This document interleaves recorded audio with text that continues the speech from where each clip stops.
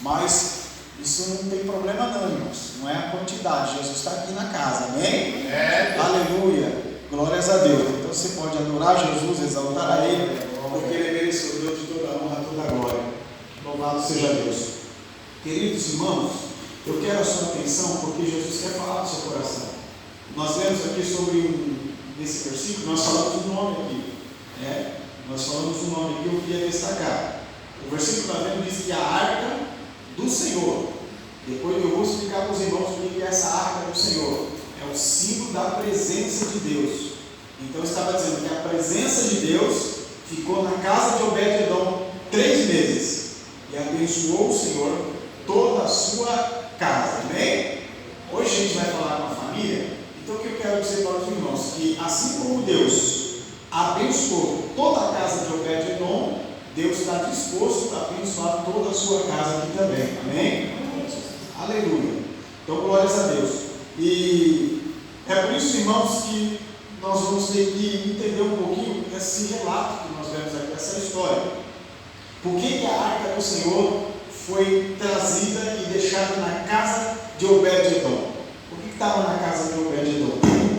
Um porquê de toda essa história. A arca do Senhor, irmãos, é o símbolo da presença de Deus.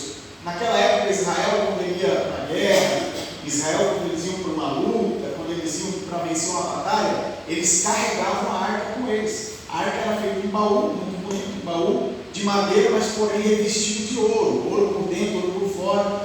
Dentro da arca ficava ali o maná, ficava ali os 10 mandamentos, e os levitas, os sacerdotes carregavam a arca sobre os ombros, através de uma vara, ali enfiada aqui naquelas argolinhas, e eles carregavam justamente para um campo de batalha. E quando eles carregavam aquela arca, sabe o que eles estavam dizendo? A presença de Deus está conosco nessa batalha. E eles venciam a batalha.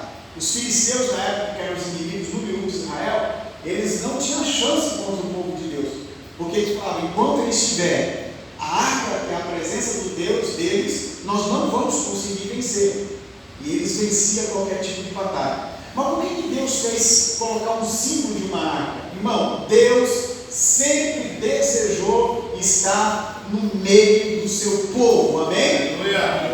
É um prazer de Deus, irmãos. Entenda uma coisa, Deus sempre teve um prazer, a vontade, um sonho, um desejo, um plano, um propósito de estar no meio do povo.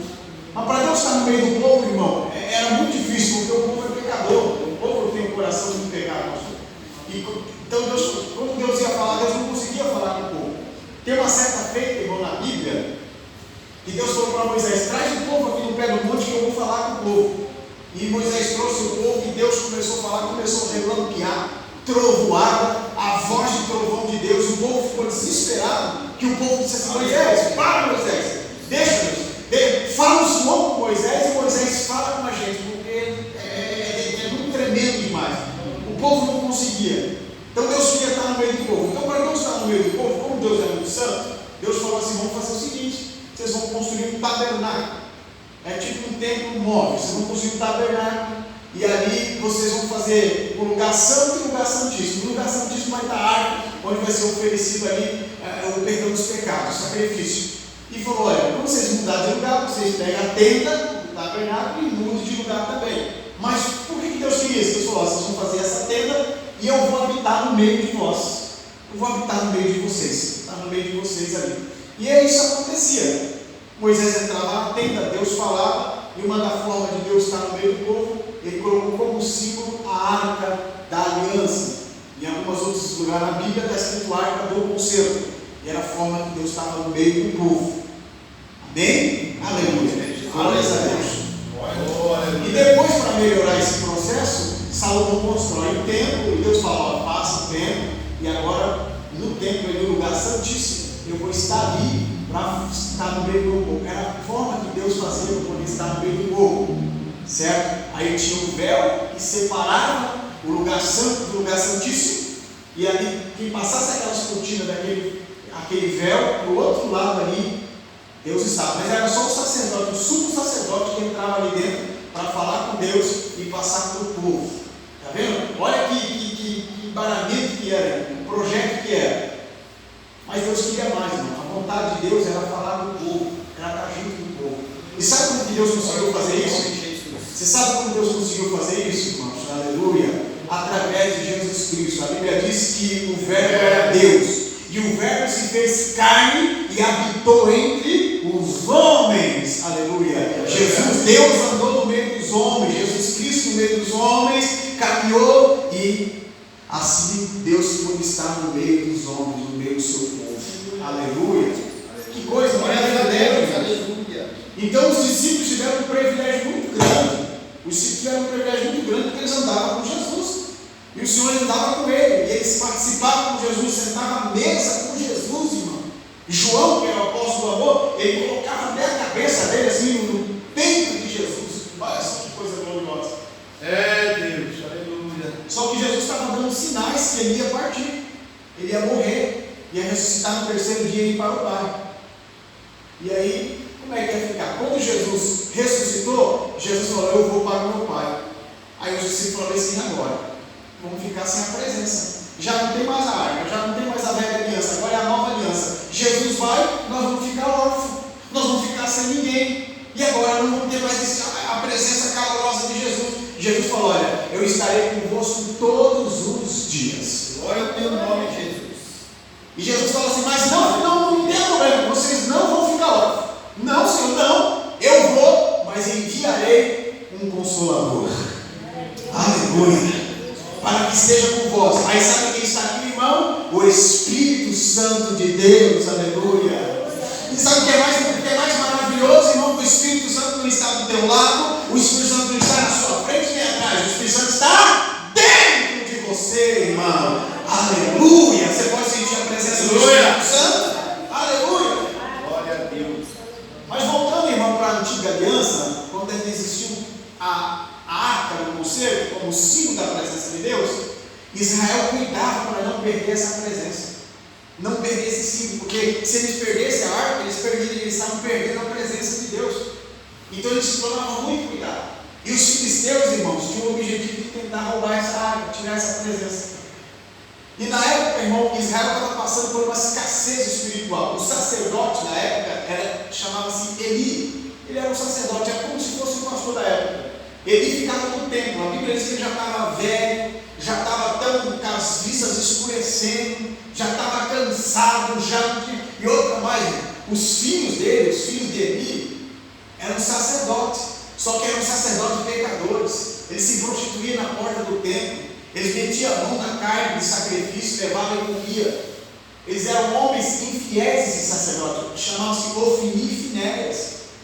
E o que a Bíblia diz que ele não repreendia os seus filhos. Então o pecado tomou conta ali. Então Deus já não falava mais, Deus não se manifestava. E o povo já estava numa escassez espiritual.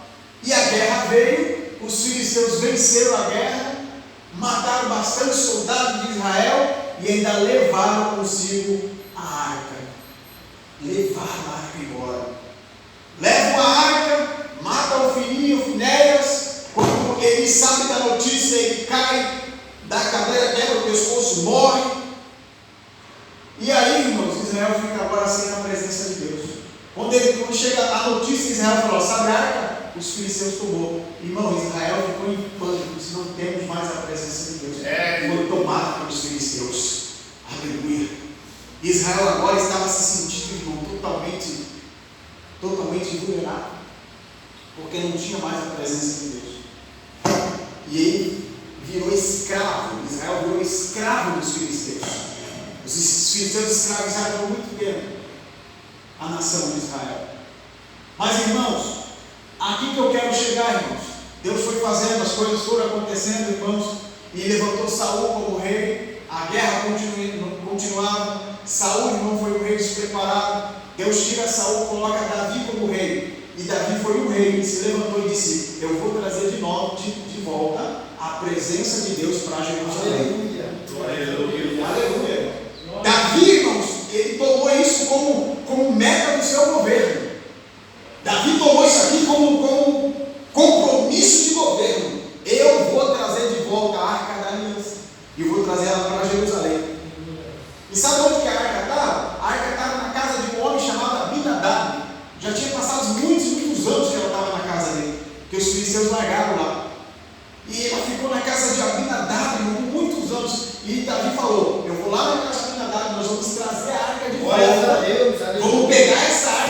trazer para Jerusalém, porque nós precisamos da presença de Deus aqui em Jerusalém. Se você não está entendendo, eu vou te fazer você entender uma coisa. É importante você andar na presença de Deus, amém? É importante você ter a presença de Deus na sua vida. A presença de Deus, irmãos, ela é muito importante. Você não pode viver uma vida normal, você tem que viver uma vida na presença de Deus. Glória a Deus, aleluia. A presença do Senhor tem que estar na tua casa, no teu trabalho, no teu dia a dia, na tua vida, no teu caminho. A presença de Deus, ela é indispensável. A presença de Deus, ela é poderosa em nossa vida. Aleluia. Aleluia. O que adiantaria esse tempo, essa igreja, se a presença de Deus não fosse aqui nesse lugar? Então, nós estamos aqui, irmão, porque tem a presença dele aqui, nós somos Glória a Deus.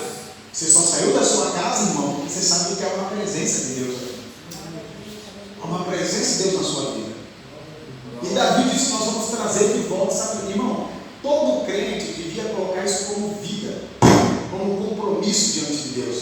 Eu não vou perder a presença de Deus na minha vida por nada. E se perder, eu vou resgatar de novo, mas eu quero a presença de Deus na minha vida. Isso tinha que ser meta, irmão.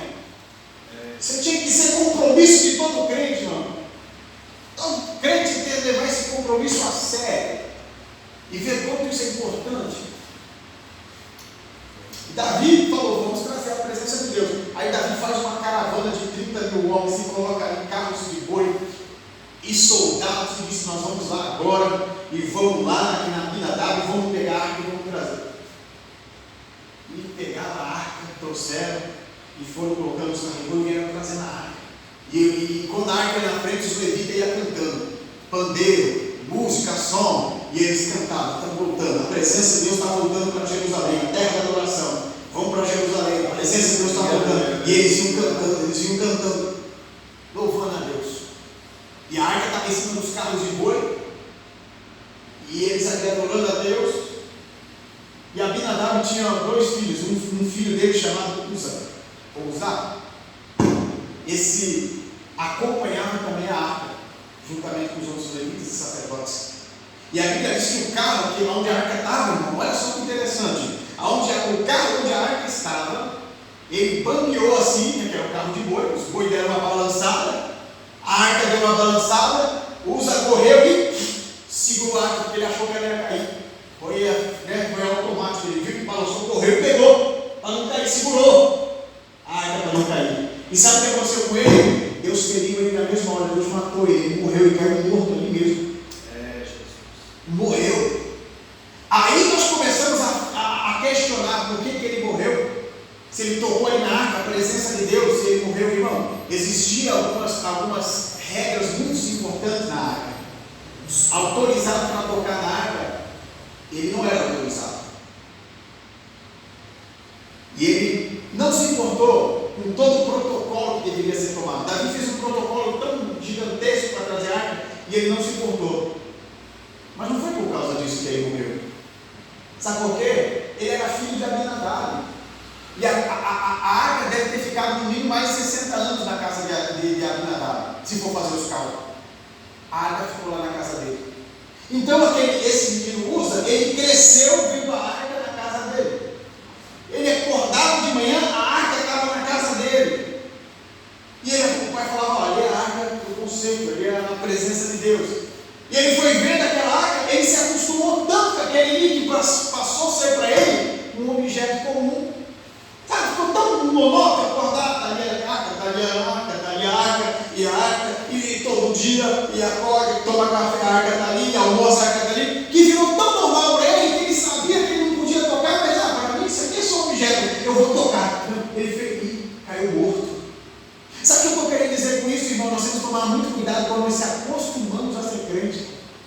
Já virando costume. Eu estou dia na igreja, eu vou na quinta, vou no domingo, eu orar, tenho que pegar minha Bíblia, ler aqui, e virou robótico, virou tão automático que você vem para a igreja, irmão, e você está igual a usar, irmão. Você não tem mais temor, você não vem porque você tem temor a Jesus, você não vem porque você tem compromisso com Ele, você vem porque agora você virou normal da sua vida, você é um crente, mais um, e Jesus não quer isso, você vai morrer espiritualmente. Você não vai morrer como usar, mas você vai morrer espiritualmente. Porque você vai ser um parasita dentro da igreja. Vai ser só um chiclete no banco. Mas se você entender que Deus é santo, que Deus é amor, se você entender que Deus quer compromisso, se você entender que você tem que ter santidade, sabe o que vai acontecer? Jesus vai queimar você com fogo, você vai ser uma peixe na dele.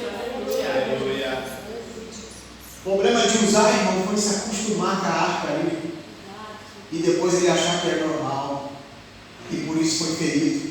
Isso é um problema, irmão. Sabe o que está afastando os crentes da presença de Deus? Não é as coisas ruins. Está afastando os crentes da presença de Deus, as coisas boas. As coisas ruins estão levando os crentes até orar, irmão. Está vindo Covid aí. Os crentes vai para oração de Jesus, os crentes, misericórdia, afasta, irmão. O que afasta os crentes não são as coisas boas. É dinheiro no bolso, é pizza todo dia, é praia todo dia, a vida está boa, não está tendo levante, ninguém critica ele. Aí é uma bênção, irmão. E aí as coisas boas que está tirando ele da presença de Deus, irmão. É por isso que alguns crentes, Deus vai jogar uns ventinhos nas costas deles, para ele poder acordar e dizer: opa, eu preciso andar com Jesus todos os dias. Glórias a Deus. Aleluia. Eu lembro que agora no começo no meio desse ano, bem no começo do ano desse ano, eu fiz um propósito de jejum e oração em casa, e eu coloquei 3 coisas no jejum. 3 coisas. Eu falei: Jesus, eu vou apresentar, eu vou fazer um propósito de jejum. Serão 15 dias que eu vou jejuar. Da meia-noite às 6 da tarde. Eu vou estar em jejum, Senhor. E eu falei: eu quero que o Senhor toque nas 3 áreas da minha vida. Eu quero sentir o Senhor operar nas 3 áreas da minha vida. E eu falei: na minha vida espiritual, ministerial, na minha vida, meu casamento, na minha vida familiar. E eu falei: na minha vida financeira, são esses 3 triplés. Eu quero que o Senhor toque. E eu comecei o jejum. Irmão, essas 3 áreas que eu apresentei para o Senhor, foram as 3 áreas que veio a luta. Estava tudo bem, irmão. Comecei o jejum, virou o chapéu. Eu falei: oxe. E foi, irmão. Já estava terminando a campanha de jejum e a coisa fervendo. Luta nas 3 áreas, irmão, ficou difícil, irmão. E fiquei desempregado, fiquei na luta, na prova. E fui, irmão, e eu fui orar a Jesus. Eu falei: Senhor Jesus, o que está acontecendo antes? Então eu não fizesse um compromisso, antes eu não fizesse um jejum. E aí eu entendi no meu espírito. Jesus falou que Jesus, ele se move também na tempestade, irmão. É porque nós só queremos ver o Jesus, irmãos. Aleluia, glória a Deus. Nós queremos só ver o Jesus que vem e acaba, irmão. Mas Jesus, ele se manifesta no meio dos ventos também. Jesus estava dizendo: Samuel, você orou, você jejuou, então agora o vento está soprando. Mas depois do vento da ventania vem a bonança. O choro dura uma noite, mas a alegria vem pela manhã. Amém, irmão? Aleluia. Então você tem que entender, irmão, que até quando as coisas se apertam para você, é um sinal que Deus está movendo ao seu favor. Aleluia. Aleluia. Já pensou se Jó não tivesse essa ciência? Jó ia dizer: não, Deus me abandonou. Mas não, ele falou para a mulher: mulher, você fala que ele é uma louca, que ele é uma doida. Deus nos deu, Deus nos tirou. Bendito seja o nome do Senhor. Está entendendo, irmão? Está compreendendo o que Jesus está falando no seu coração? Os amor, irmão, porque fez algo. Aí Davi olhou e falou: o quê? Se esse camarada aí tocou na arca e morreu, então não vou levar para Jerusalém. Senão vai morrer muita gente lá. Porque tem gente errada lá, vamos consertar o povo primeiro. Senão vai ser, em vez de bênção para nós, vai ser uma prova para nós. E aí? Quem quer levar a arca para casa? Alguém que se habilita a levar a arca para casa? Não sei se isso não está na Bíblia, mas só para você ter uma cena. Quem agora vai ficar com a arca aí? Irmão, se eu vi um camarada morrer na minha frente só porque tocou, eu vou levar para minha casa? Vou nada. Leva para sua casa? Na casa não. Leva para sua casa. Não, se for lá em casa, lá vai morrer a mulher, vai morrer filho, vai morrer tudo desconcertado lá. Não dá. Não dá. Na minha casa não dá. Aí, irmão, um Gedeu. O Obed-Edom falou: ó, pode levar lá, né? Vamos lá para minha casa. Aleluia. Pode levar para minha casa, irmão, é a presença de Deus, a arca da aliança entrou na casa de Obed-Edom. Obed-Edom chamou toda a família assim e falou: ó, a partir de agora nós vamos mudar a nossa maneira de viver nosso linguajar, nós vamos se purificar todo dia, porque a presença do Senhor Deus está aqui na nossa casa. Aleluia. Aleluia. Ele mudou por causa da presença, irmão. E sabe o que aconteceu? Ele ficou 3 meses na arca lá. E nesses 3 meses, a Bíblia diz que Deus abençoou a casa de Obed-Edom. Amém? Aleluia. Abençoou. Glórias a Deus. Aleluia. Todo mundo falava, será que o homem morreu? E Deus abençoou, prosperou. E você quer ver Deus abençoar a sua casa? Tenha compromisso na presença dele, viu? Você quer ver Deus abençoar a sua vida? Tenha compromisso em andar com ele, irmão. Traz a presença de Deus para dentro do teu lar. Chama teu filho para a mesa. Chama teu filho para o pé da Bíblia. Olha Deus na sua casa. Seja um sacerdote no seu lar. Aleluia.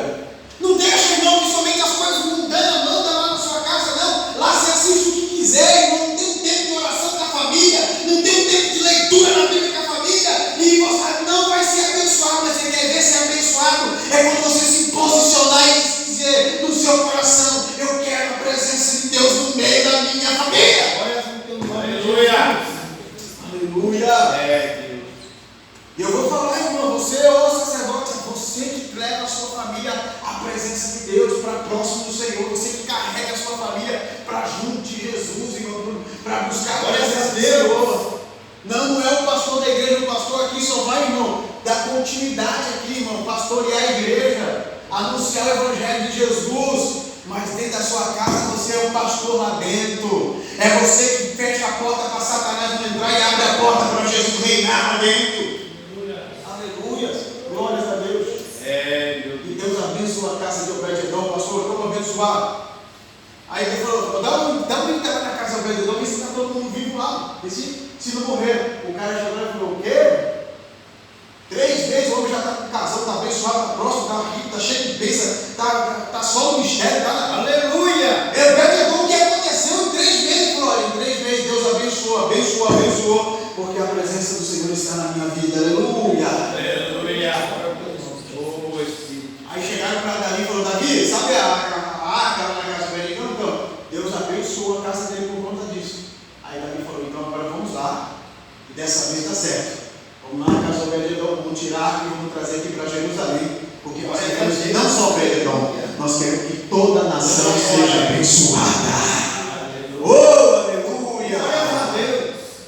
Eu vou profetizar, irmão. Deus não vai abençoar não é só você, não. Deus vai abençoar toda a sua família.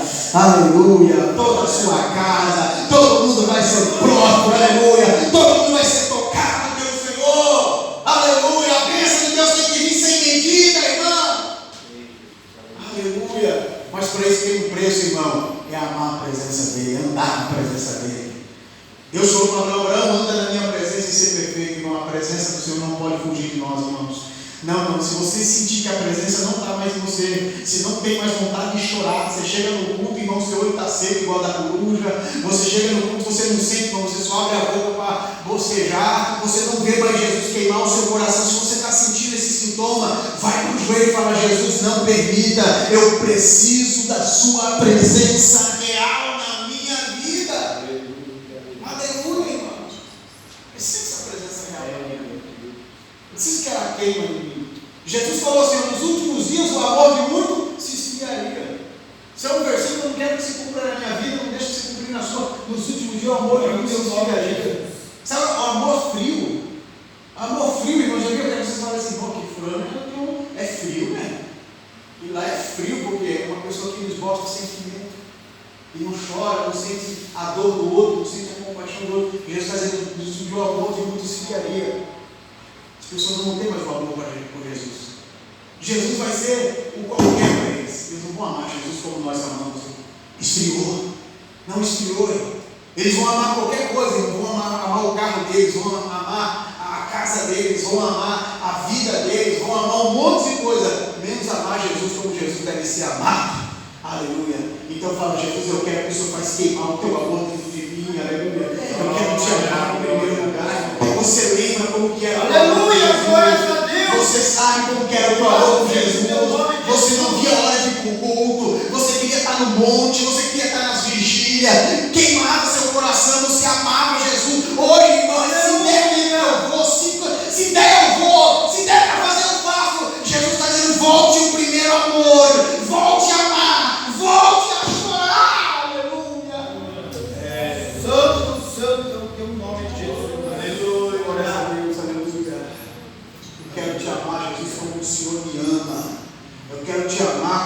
Senhor me ama, aleluia. O amor de Jesus foi se entregar, irmão. O amor de Jesus foi se entregar na cruz do Calvário por mim e por você. E teu amor tem que ser de entrega também. Você tem que se entregar para Ele, irmão. Se entrega para Jesus de corpo e alma. Jesus, estou aqui. Pastor, o que precisa fazer? Eu quero mergulhar, eu quero estar dentro.